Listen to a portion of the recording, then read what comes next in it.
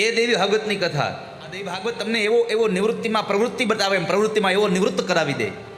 જ્યારે ભગવાન વ્યાસના પુત્ર સુખદેવજી મહારાજ ઘર મૂકીને નીકળતા હતા, ત્યારે એણે કહ્યું કે સુખદેવ એક કામ કરો, એકવાર દેવી ભાગવતનું વાંચન તો કરી લો, એકવાર દેવી ભાગવત તો સાંભળી લો, પછી જ્યાં જવું ત્યાં જજો. કેમ?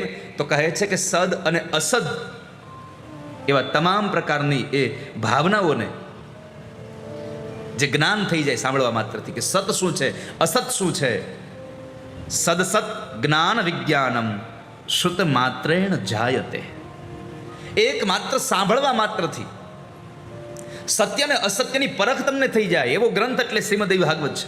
એ દેવી ભાગવત આજે આપણને મળ્યું છે. લખ્યું છે કે જ્યારે મહાપ્રલય થયો એવા સમયે એક વટના પાન ઉપર જ્યારે ભગવાન બાલકૃષ્ણ હતા,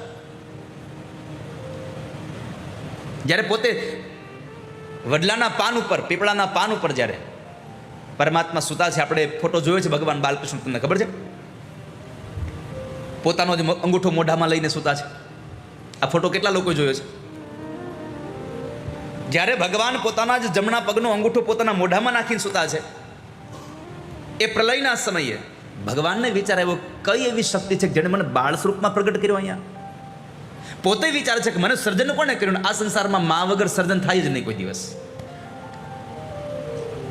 આ દુનિયાનું બધું કામ તમે ગમે તે વસ્તુ વગર કર્યા કરી શકો, પણ સર્જન કરવું હોય તો સ્ત્રીની જરૂર પડે. પ્રકૃતિ વગર તમે ક્યારેય સર્જન ન કરી શકો.